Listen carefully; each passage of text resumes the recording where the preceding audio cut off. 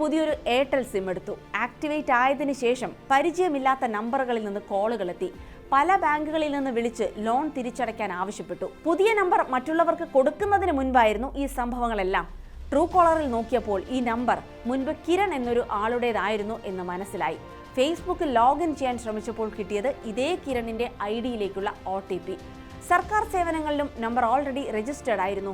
എന്തിനേറെ, Uber book ചെയ്യാൻ നോക്കിയപ്പോൾ ഈ നമ്പറിൽ മോശം റിവ്യൂ ഉള്ളത് കാരണം അതിനും സാധിച്ചില്ല. റെഡിറ്റിൽ ഒരാൾ പങ്കുവെച്ച അനുഭവമാണിത്. ഇതേ അനുഭവം പുതിയ സിം എടുത്ത പലർക്കും ഉണ്ടാകുന്നുണ്ട്. അത് എയർടെൽ അല്ല, ഏത് സിം ആണെങ്കിലും. Bank account, social media, UPI payment, government സർവീസുകൾ ഇതെല്ലാം ബന്ധിപ്പിച്ചിരിക്കുന്ന ഒരു ഡിജിറ്റൽ കീയാണ് നമ്മുടെ മൊബൈൽ നമ്പർ. ഇന്ത്യയിൽ 120 കോടിയിലധികം മൊബൈൽ ഉപയോക്താക്കൾ ഉണ്ടെന്നാണ് കണക്ക്.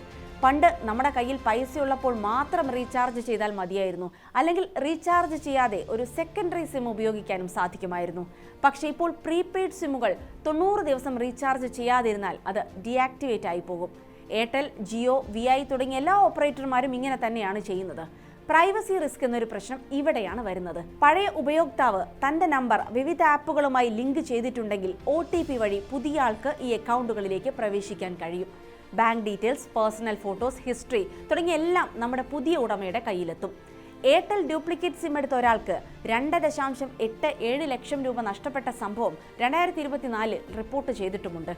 പഴയ നമ്പർ പോകുന്നതിന് മുൻപ് തുടർച്ചയായി മെസ്സേജ് അയച്ച് ആ വിവരം നിങ്ങളെ കമ്പനി അറിയിച്ചിരിക്കും.